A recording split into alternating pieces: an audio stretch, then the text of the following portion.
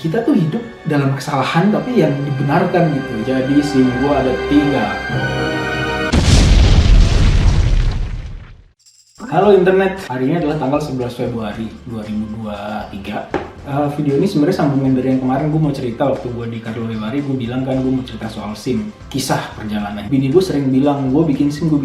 Yang pertama apa? Gue tinggal di kota besar, di Praha. Gak perlu dong gue naik mobil kemana-mana, public transportasi udah mantap segala macam. Jadi gue rasa gue nggak perlu amat gitu untuk bikin SIM.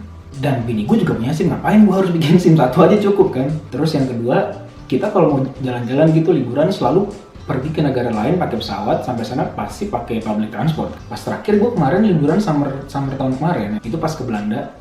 Entah kenapa gue lagi bosan banget liburan gitu, kayak bukan pengen stop liburan tapi pengen sesuatu yang baru gitu, apa ya. Terus gue kepikiran, wah road trip kayaknya mantep nih gitu. Jalan-jalan road trip ya, pakai mobil kemana. Kalaupun mau ke negara lain ya terbang dulu pakai pesawat, terus di sana jalan-jalan pakai mobil gitu. Pas gue pulang liburan kemarin kepikiran, wah iya gue bikin SIM kali ya. Karena bini gue, gue kan kalau ngajengin bini gue, ayo kita road trip. Dia selalu, wah nggak mau ah. Gue maunya lu bikin SIM, kita bisa gantian gitu nyetirnya.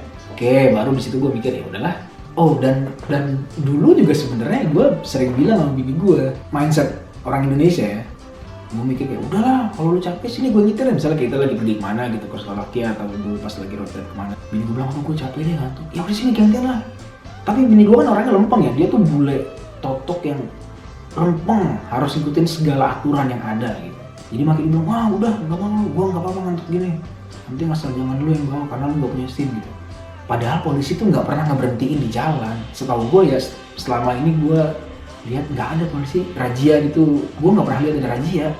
Kecuali kalau lu melakukan kesalahan mungkin akan diberhentiin sama polisi gitu. Nah dari dulu gue tuh sebenarnya udah riset waktu gue masih tinggal di Brno ya. SIM Indonesia tuh kita nggak bisa di exchange ke sini. Ada sebenarnya teman gue tinggal di Belgia, dia bisa exchange SIM Indonesia ke SIM Belgia. Tapi karena satu dan lain hal, gue nggak tahu. Dia bilang sih karena dia tinggal di desa kecil yang petugasnya tuh kayak nggak ngerti. Pokoknya dijadiin aja, gue nggak ngerti lah. Gue dapet SIM ini tahun 2015, A sama C. Itu gue nembak, jujur aja gue nembak. Di Ceko itu nggak bisa nembak. Jadi begini ceritanya. Ini udah 3:30, udah lumayan mau gelap. Jadi kayaknya gue harus segera menyelesaikan video ini. Gue sebenarnya mau bikin video ini beberapa hari setelah gue balik dari Carlo Vivari kemarin. Cuman balik dari Carlo Vivari seminggu kemudian gue ke Brno, gue nonton konser Dream Theater. Pulangnya gue nginep semalam, pulangnya gue sakit sampai ya minggu inilah kemarin, 2 minggu gue sakit kemarin. Nah jadi lanjut ya, ini cepat-cepat aja nih. Gimana proses bikin SIM di sini? Ini yang menarik karena yang pertama di sini kita nggak bisa nembak. Yang kedua di sini bikin SIM bukan lewat polisi. Jadi nggak ada tuh orang ceritanya kayak datang ke kantor polisi pasti mau bikin SIM gitu, nggak gitu. Karena SIM itu diterbitkan oleh Kementerian Transportasi. Kalau di Indonesia kan dari polisi kan. Tapi di sini polisi berhak untuk ngecek gitu. Gue yakin di seluruh Eropa sama ya, yang pernah gue dengar ya, nggak cuma di Ceko. Prinsip dasarnya adalah kita harus ke driving school pertama, ke sekolah nyetir ya. Di Indonesia juga sebenarnya banyak sekolah nyetir, gue tahu ada beberapa teman gue juga yang ikut sekolah nyetir untuk dapet SIM di Jakarta ya dulu ya.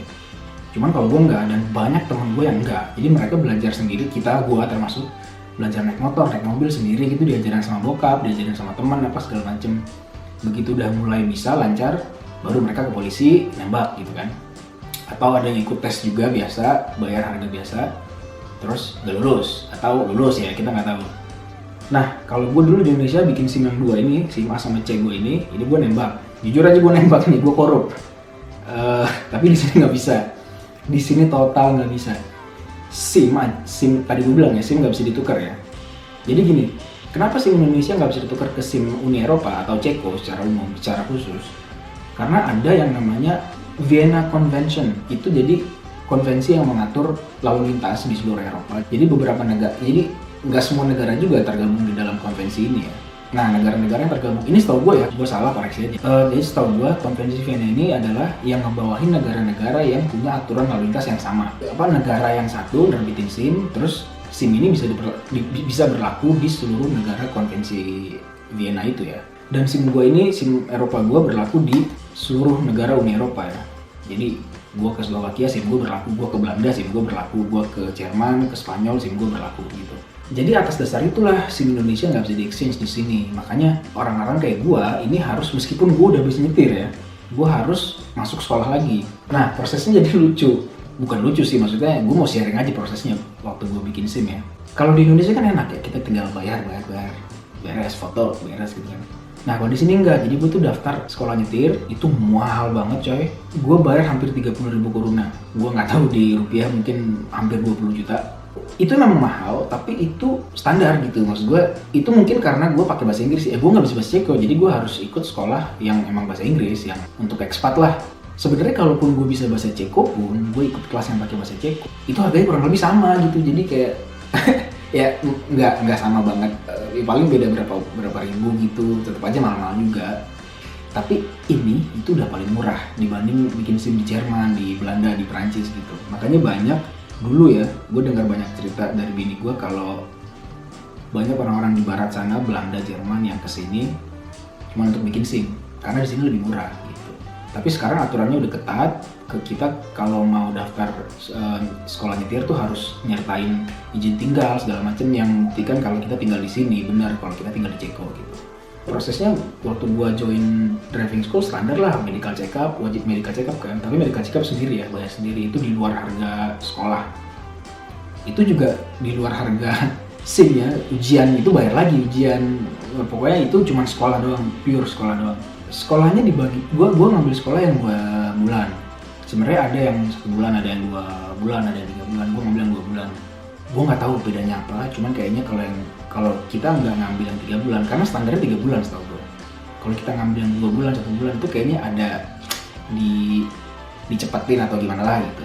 Cuman untuk kasus gue fair karena gue bisa nyetir gitu, maksud gue untuk apa? Jadi kelasnya itu dibagi 2 kan, kelas praktek sama kelas teori. Kelas teori itu seminggu sekali. Pas gue kemarin daftar itu, gue mulai masuk kelas Oktober awal, tiap minggu kelas teori. Kelas teori enak, jam 5:30 sore. Jadi habis gue tutup laptop, gue langsung ke sekolah nyetir. Spare waktu setengah jam lah. Jam 5 gue tutup laptop, kadang-kadang gue bilang sama anak kantor, gue hari ini ada kelas nyetir nih, gue mesti tutup laptop jam 5 kurang lah. Karena gue ngejar bis jam 5:07 gitu. Itu hari Kamis ya. Nah, prakteknya, ini yang gawat sebenarnya. Prakteknya, instruktur gue cewek, cantik banget, masih muda, cewek Ceko. Kayak di film-film bokep lah, cantik banget pokoknya. Cuman problemnya, ini cewek bahasa Inggrisnya chaos banget coy. Apa ya, gue nggak mau bilang bahasa Inggrisnya jelek, cuman dia gagap aja bahasa Inggrisnya gitu. Apa ya, mungkin karena dia nggak menguasai bahasa Inggris, tapi entah kenapa sekolah naruh dia sebagai instruktur untuk ekspat gitu. Gue sebenarnya agak kesel juga di situ, karena dia sering kali jelasin hal itu nggak jelas. Bukan nggak jelas secara grammar, gue kalau grammar orang salah gue nggak peduli, gue ngerti juga. Cuman dia tuh kayak nggak tahu kata yang tepat apa, dia pemilihan katanya tuh nggak tahu. Jadi kan gue bingung maksudnya apa sih, gue mau jelasin apa. Dan seringkali dia marah sendiri, dan marahnya jadi ke gue. Lu ngerti maksud gue? Karena saking desperate-nya sama diri sendiri, dia jadi marah sama orang lain. Nah dia tuh kayak gitu, sering banget nih gue lagi nyetir santai-santai, terus dia kayak mau jelasin sesuatu, tapi dia nggak tahu bahasa Inggrisnya apa, marah jadi sama gue. Go, left, apa segala macam. Gue bilang, chill, apaan, salah gue apaan gitu, santai. Terus dia kayak bingung gitu mau jelasin apaan. Anjing, gue bilang ya udahlah. Tapi ya untung itu cuma 2 bulan, dan itu seminggu sekali. Kadang jam 7 pagi sebelum gue kerja, kadang juga malam jam 6 setelah gue kerja. Jadi misalnya minggu ini jam 7 pagi, minggu depan jam 6 gitu. Selang-seling kayak gitu. Menariknya adalah guru yang di kelas, yang teori, itu bahasa Inggrisnya bagus banget, jadi gue enak. Banyak pelajaran-pelajaran yang gue ambil dari teori itu sebenarnya. Jadi menurut gue kelas teori jauh lebih menyenangkan. Mungkin pengalaman ya, karena dia juga cerita, dia tuh sebelum jadi guru ngajar nyetir itu dia polisi dulunya. Dia punya banyak kisah-kisah menarik secara lalu lintas yang dia bisa tumpahin ke murid-murid gitu. Banyak nih kesalahan murid-murid gini gitu lah. Jadi kita bisa belajar dari situ kan, selain belajar yang pokoknya yang utama gitu. Hari pertama gue kelas praktek pun gue bilang sama instruktur gue kalau gue udah bisa nyetir. Bahkan gue ngasih lihat SIM gue. Ini gue punya SIM 2, A sama C namanya. Kalau di Indonesia SIM C itu untuk motor, SIM A itu untuk mobil. Karena kalau di sini kan cuma satu kan, motor sama mobil, ini satu ini doang SIM. Di belakangnya ada klasifikasi kendaraan kalau bisa lihat. Jadi di sini gue eligible untuk bawa mobil sama bawa motor. Tapi motor kecil ya, moped, skuter gitu. Kalau bawa motor yang gede, yang di atas yang 600 cc gitu, gue nggak bisa, SIM ini nggak berlaku, gue harus ambil sekolah lagi.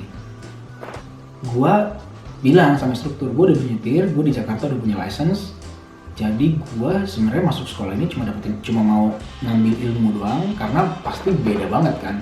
Yang pertama, kita di Jakarta nyetir di sebelah kiri, di sini di sebelah kanan. Terus di Jakarta nggak ada speed limit. Speed limit paling ada di jalan tol doang kan. Di jalan kota emang ada speed limit. Yang ada lu dilimitin sama mobil lain gara-gara macet gak gerak kan. Kalaupun tengah malam, mana ada speed limit, lu lari di jalan panjang di Jakarta Barat misalnya, lu lari 100 km per jam juga kagak ada yang peduli kan. Kalau tengah malam maksudnya nggak ada speed limit gitu. Kalau di sini kan di kota 50 km per jam speed limit. Kalau di luar kota bukan di jalan tol itu 90. Terus kalau di expressway atau motorway itu 110, di jalan tol 130 gitu. Itu pokoknya ada speed limit sesuai klasifikasi jalan gitu kalau di sini. Jadi memang gue harus belajar itu, terus rambu-rambu segala macem gitu. Teori gue cuma 1 bulan karena cuma 6 kali pertemuan ya, jadi 1 bulan lebih 2 minggu lah, 1 bulan setengah. Nah kalau praktek itu gue 2 bulan full, karena ada aturannya tuh gue lupa yang teori berapa, cuman kalau yang praktek itu gue harus setiap studennya, setiap orang itu harus nyetir di driving school, bahasa Cekonya auto sekolah. Di driving school itu harus nyetir praktek 28 jam baru orang ini boleh ujian gitu. Nah gue tuh sebenarnya kemarin nggak nyampe 28 jam karena gue nggak punya waktu, gue kerja kan kalau pagi. Jadi gue cuman kayak, gue nggak tahu deh, minggu pertama jam 7 sampai jam 8 gitu misalnya, cuma 1 jam, minggu keduanya 2 jam, 3 jam. Let's say kalau begitu terus sampai 2 bulan, paling gue cuma 16 jam, nggak nyampe 28 gitu. Makanya gue bilang tadi, mungkin ada di naik-naikin apa segala macem, dan mungkin karena instruktur juga ngeliat, oh ini orang udah oke nih nyetir santai, udahlah lu ikut ujian sana gitu. Jadi akhir November kemarin instruktur gue WhatsApp kayak, ada slot nih ujian, mau nggak? Nah ujian itu dibagi jadi 2 di sini, sama sih kayak di Indonesia sebenarnya. Cuman karena gue nggak tahu di Indonesia, gue nembak kan, jadi gue nggak tahu teknisnya gimana. Kalau di sini tuh ujian dibagi 2, teori sama praktek. Jadi teori itu ada 25 soal itu setiap soal skornya 2, tapi ada 2 soal kalau nggak salah yang skornya 4, karena mungkin soal itu sangat substansial ya, sangat berpengaruh banget sama kehidupan nyetir lo di masa, jadi skornya tinggi.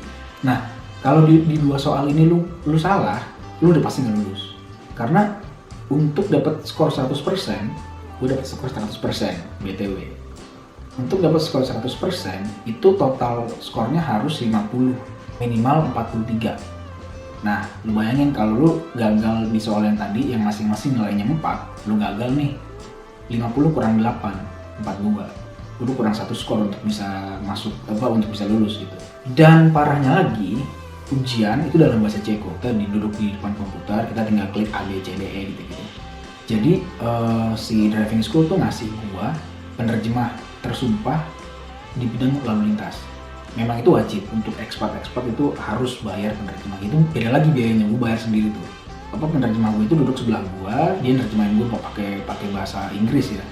Dan gue lulus 100%, skor gue 50, alhamdulillah. Di ujian teori ini, kalau lu nggak lulus, jadi di ujian teori itu lu dapet 3 kali shot, 3 kali kesempatan. Kalau lu gagal di kesempatan pertama, lu masih boleh ikut minggu depannya di kesempatan kedua. Tapi kalau lu gagal 3 kali, lu akan disuspend sama berapa bulan, gue nggak tahu deh. Pokoknya lu disuspend, nggak boleh ikut ujian lagi. Nanti instruktur akan ngabarin lagi, oh lu udah boleh ikut ujian lagi nih. Nah tapi kalau yang praktek, because lu dapat 3 kali kesempatan juga. Tapi kalau lu gagal 3 kali, lu dianggap ilmu lu 0. Jadi lu harus ngulang lagi driving school dari awal, dari jam 0 lagi sampai lu dapetin 28 jam lagi. Kayak gitu. Itu kalau lu gagal 3 kali dalam nyetir ya. Makanya salah satu orang guru di driving school gue bilang, Ceko ini adalah sebenarnya negara kedua tersusah untuk dapetin SIM. Pertamanya Polandia, keduanya Ceko, gue nggak tahu selanjutnya apa. Katanya sih gitu. Kita balik dulu sebentar ke teori ya. Ini dari driving school ya. Mereka ngasih tahu ada website untuk belajar. Jadi kita sebenarnya dapat website nih dari driving school untuk belajar segala macam. Nah cuman ada sebenarnya kisi-kisi soal dari Kementerian Transportasi, itu resmi official, tapi bahasa Ceko. Cuman guru bilang kalau lu bingung, lu bisa minta terjemahin sama teman, pacar lu, istri lu, apa segala macam. atau lu bisa pakai Google Translate, terjemahin aja. Oke, gue coba. Nah, jadi di kisi-kisi soal itu dari Kementerian Transportasi itu ada 800 soal yang harus gue pelajarin, tapi yang keluar di ujian tuh cuma 25. Itu gue pelajarin, bener-bener gue pelajarin selama 2 minggu, setiap hari gue pelajarin. Karena memang gue pengen cepet, gue pas era-era ujian itu bukan pas era-era ujian ya, pas era-era gue belajar ke driving school setiap minggu, kayak gue kesel gitu, gue ngapain sih kayak gini-gini. Udah gitu gue mulai driving school itu kan Oktober ya, November tuh kan udah saljuan tuh. Kayak gue bangun jam 5 pagi, minum kopi, habis itu gue keluar pakai cappuccino, terus hujan salju yang lebat gitu, terus kayak ini gue harusnya bisa tidur lebih lama lagi, tapi gue gara-gara driving school ini anjing, gue harus jalan pagi gitu. Sampai sana gue nyetir, kesel gitu. Gue jadi mikirnya kayak gue harus cepat-cepat kelar dah, kayak gitu gue mikirnya. Bukan soal apa-apa, cuman gue pengen kelar ya, karena gue udah bisa nyetir, untuk apa lagi? Gue punya SIM di Jakarta gitu. Meskipun ya SIM gue di Indonesia ini udah expired ya. Ini expired tahun 2020, karena gue ini berlaku 5 tahun kan. Kalau SIM Ceko gue berlaku 10 tahun sampai 2032, karena SIM gue isinya kemarin 2022 kan. Nah, ada tryout juga, gue coba 3 hari 4 hari pertama gue gagal terus, tapi selanjutnya gue udah mulai familiar sama soalnya kan. Gue jadi lulus terus sampai akhirnya gue siap untuk ikut ujian. Nah, sekarang kita balik lagi ke praktek. Jadi pas instruktur gue bilang ini ada slot nih, gue langsung oke, hajar, gue sikat gitu. Gue pengen buru-buru cepat aja lah, kelar lah, capek gue. Udah gitu, itu udah November akhir kan, Desember itu kerjaan gue padat, jadi gue bener-bener harus nyelesain itu November akhir, atau at least Desember awal gue harus udah buru-buru kelar deh. Karena kalau enggak bakalan berantakan jadwal gue sama kerjaan gitu. Nah, jadi ada satu kisah nih, ini rada sedih sih sebenarnya. Jadi pas ujian prakteknya, gue datang jam 7:15 pagi. Gue ngambil off setengah hari dari kantor. Gue datang jam 7:15, nunggu lama banget. Waktu teori juga kayak gitu, datang di ruang tunggu duduk lama banget, 2 jam mungkin baru dipanggil terus ujian gitu. Nah, pas kemarin tuh persis sama, 2 jam kemudian baru gue dipanggil, terus jalan ke parkiran kan. Nah, gue sama instruktur gue sama ada satu murid lain. Jadi prinsipnya gini, di ujian praktek itu di mobil ada 4 orang, 2 students, 1 instruktur, sama 1 lagi penguji. Nah, penguji ini nggak bisa bahasa Inggris, nggak tahu bisa atau nggak, cuman kalau kata orang-orang driving school sih mereka nggak ada yang bisa bahasa Inggris, karena PNS kementerian lah pokoknya. Sebelum penguji ini datang ke mobil, gue sama instruktur gue sama student lain itu ngobrol kan. Nah, student lain ini masih muda, masih kayak dia bilang dia baru lulus sekolah, ada gap year sebelum masuk universitas, mungkin umurnya 18, 19, 20 lah let's say. Masih muda banget, tapi bahasa Inggris bagus, gue suka. Anak muda lah ya, anak muda tuh di sini bahasa Inggrisnya bagus-bagus. Instruktur gue nanya, siapa nih mau duluan gitu. Terus gue bilang, gue numbalin dia aja, lu deh duluan deh, gue bilang gitu. Terus dia bilang, oke, no problem, I don't mind. Terus ya udah dia duluan. Nah, di depan dia nyetir, sebelahnya instruktur, di belakang gua, murid lain, dan penguji. Sebelum masuk mobil sebenarnya instruktur gua udah bilang kayak, Rengga, lu bisa kan, lu ngerti kan, kiri kanan dalam bahasa Ceko, lurus, bla segala macam. Ngerti, tapi kalau kalimat-kalimat panjang gua nggak ngerti ya, dia bilang gitu. Kalau cuma sekedar kiri kanan lurus, gua masih ngerti. Oh iya, karena si penguji ini bilang gua nggak boleh nerjemahin, si instruktur gua katanya nggak boleh nerjemahin. Wah, mampus gua bilang. Cuman ya udah, kalau cuma sekedar dia ngomong kiri kanan lurus, gua masih ngerti. Nah, jadi ronde pertama nih ya, yang pas yang student pertama ini yang tadi gue tumbalin orang Ceko ini, ya biarlah dia dari parkiran tuh. Jadi itu ujiannya itu berlangsung dari apa ya namanya, magistrat. Gue nggak tahu kalau di Indonesia tuh apa, mungkin samsat kali ya. Gue nggak tahu lah, pokoknya institusi di bawah Kementerian Transportasi yang ngurusin izin license, daftar kendaraan, STNK gitu-gitu. Nah, itu kantornya gue ujian teori di situ, ujian praktek juga dari situ. Nah, kita jalan nih, set. Jadi konsepnya adalah sebenarnya sama kayak waktu sekolah praktek ya. Di praktek tuh kita jalan doang naik mobil, udah jalan-jalan aja. Tapi instruktur yang ngasih tahu depan kanan ya, depan kiri ya, bundaran, habis bundaran kanan ya. bundaran keluar di exit ketiga ya, gitu-gitu. Kita harus ikutin dan kita harus ikutin prosedur, kampus lain apa segala macam gitu. Menarik sebenarnya yang belum pernah gue dapetin di Jakarta tuh kayak gitu, sebenarnya menarik. Nah si anak ini jalan nih, ada satu lampu merah, kita berhenti, set. Dia masih nyetir ya, sebelum gue ya. Set, habis itu lampu hijau dia belok kanan kan. Set, karena si penguji bilang depan lampu merah belok kanan. Oke. Dia belok kanan. Jadi pas belok kanan gini Bor, itu tuh ada 2 lajur, ya kan? Lajur ketiga ini tram. Lu tahu kan tram? Nah, jadi lajur kan kita keluar dari satu lajur menuju ke 2 lajur. Jadi bercabang ini tapi arahnya sama-sama ke kanan. Nah, pas habis belok, gue tuh ngeliat sebenarnya ada pelang 2 lajur paling kanan, lajur khusus untuk bis, sepeda atau taksi. Ini bocah kayak nggak ngeliat, digas paling kanan, di lajur paling kanan. Padahal ada pelang dan di jalan juga ketulis bus, taksi gitu kan, ketulis di jalanan. Dia mungkin panik atau gimana, dia skip lah, blank, jalan terus. Beberapa menit kemudian tau gak lo, penguji bilang, gua ngerti sedikit, dia mau membahas Ceko. Di depan ada parkiran, masuk, stop. Wah, stop nih, oke nih. Gua waktu itu gak kepikiran, cuman kayak, wih, cepet banget anjing 10 menit. Mantep nih, gue seneng nih kayak gini nih. Terus udah, dia ngomong tuh, si student yang itu sama penguji bla bla bla segala macam. Instruktur diem aja, kayak emang dia tuh harus berusaha netral, diem nggak boleh ngomong apa-apa gitu. Terus nggak lama instruktur gue bilang, "Udah nggak, lu sekarang giliran lu gitu." Oke. Nah gue masuk lah. Si murid yang pertama tadi pindah duduknya ke belakang, tukeran seat sama gue. Nah terus dia masih ngobrol tuh sama si penguji. Gue nggak ngerti ngomong bahasa Ceko kan, segala macam. Tapi nadanya kayak tinggi nih si penguji nih, gue nggak tahu kenapa ya. Gue mikirnya cuma kayak, oh iya mungkin karena yang tadi tuh yang yang di lajur kanan bis gitu. Tapi gue nggak tahu apa yang terjadi kan. Ternyata nih bocah nggak lulus, langsung di-terminate saat itu juga. Nyetir cuma 10 menit langsung di-terminate. Karena itu terhitung kesalahan yang fatal. Masuk jalur bis itu kesalahan yang sangat fatal. Anjir gue bilang. Tapi di situ gue belum tahu kalau dia nggak lulus. Gue tahu itu pas setelah gue udah sampai pas udah kelar ujian ya. Nah jadi lanjut nih gue ujian nih. Di situ gue masih mikir, wah asik nih, bocah tadi cuma 10 menit, gue cepet nih 10 menit banget nih. Tirlah gue sud.